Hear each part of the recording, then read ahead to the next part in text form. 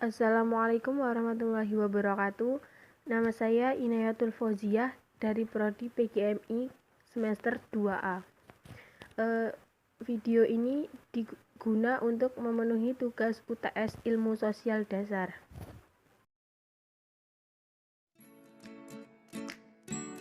Ruang lingkup ilmu sosial dasar.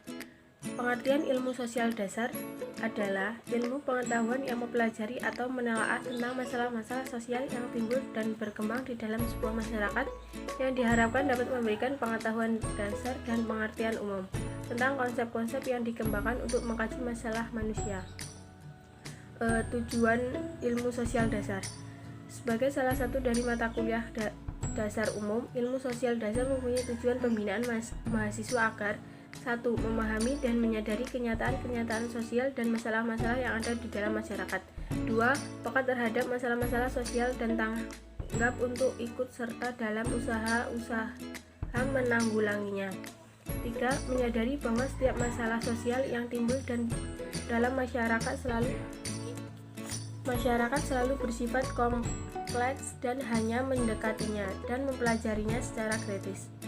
Ruang lingkup ilmu sosial dasar. Ilmu sosial dasar mencakup masalah-masalah sosial yang timbul di dalam sebuah masyarakat.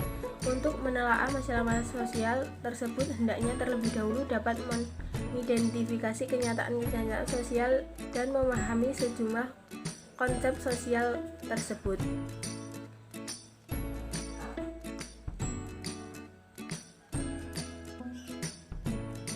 Yang kedua, pengaruh lingkungan terhadap individu.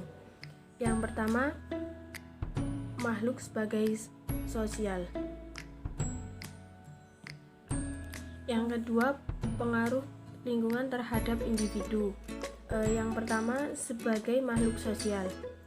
Dalam kehidupan bersama, manusia memerlukan pula adanya organisasi, yaitu jaringan interaksi sosial antar sesama untuk menjamin ketertiban sosial.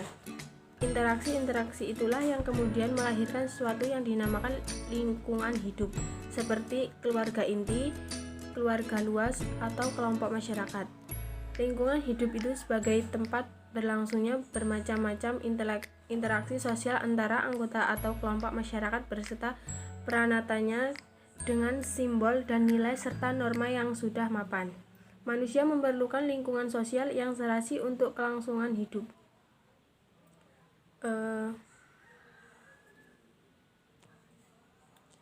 Lingkungan hidup yang serasi bukan hanya dibutuhkan oleh seorang saja, tapi juga oleh seluruh orang di dalam kelompoknya. Untuk mewujudkan itu dibutuhkan kerjasama kolektif di antara sesama anggota. Kerjasama tersebut dilakukan untuk membuat dan melaksanakan aturan-aturan yang disepakati bersama sebagai mekanisme pengadilan perilaku sosial. Sebagai makhluk sosial, manusia berusaha untuk memenuhi kebutuhannya, termasuk kebutuhan sosial. Kehidupan manusia cukup beragam, seperti kebutuhan untuk berhubungan dengan orang lain, kebutuhan keamanan, kebutuhan pendidikan, dan kebutuhan kesehatan. Ciri-ciri manusia sebagai makhluk sosial. Manusia sebagai makhluk sosial memiliki naluri untuk saling tolong-menolong, setia kawan, dan toleransi serta simpati dan empati terhadap sesamanya. Yang kedua, lingkungan membuat wajah budaya bagi individu. Lingkungan dengan aneka ragam kekayaan merupakan sumber inspirasi dan daya cipta untuk diolah menjadi kekayaan budaya bagi dirinya. Lingkungan dapat membentuk pribadi seseorang, karena manusia hidup adalah manusia yang berpikir dan serta ingin tahu serta mencoba-nyoba terhadap segala apa yang tersedia di alam sekitarnya. Lingkungan memiliki peranan bagi individu sebagai satu alat untuk kepentingan dan kelangsungan hidup individu dan menjadi alat penggaluan sosial individu. Contoh, air dapat dipergunakan untuk minum atau menjamu teman ketika berkunjung ke rumah. Yang kedua, tantangan bagi individu dan individu berusaha untuk dapat menundukkannya. Contoh, air banjir pada musim hujan mendorong manusia untuk mencari cara-cara untuk mengatasinya. Yang ketiga, sesuatu yang diikuti individu. Lingkungan yang beraneka ragam senantiasa memberikan rangsangan kepada individu untuk berpartisipasi dan mengikutinya serta berupaya untuk meniru dan mengidentifikasinya apabila dianggap sesuai dengan dirinya. Contoh, seorang anak yang senantiasa bergaul dengan temannya yang rajin belajar. Sedikit banyaknya sifat rajin dari temannya akan diikuti sehingga lama-kelamaan dia pun berubah menjadi anak yang rajin. Yang keempat, objek penyelesaian dari bagi individu, baik secara alloplatis maupun autoplatis.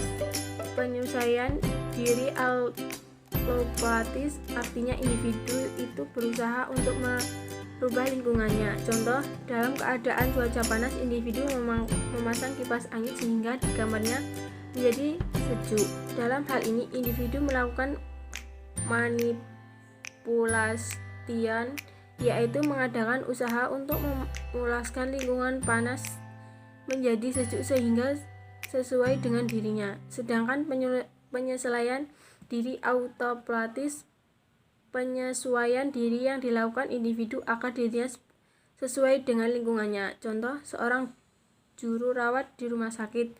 Pada awalnya dia merasa mual karena bau obat-obatan.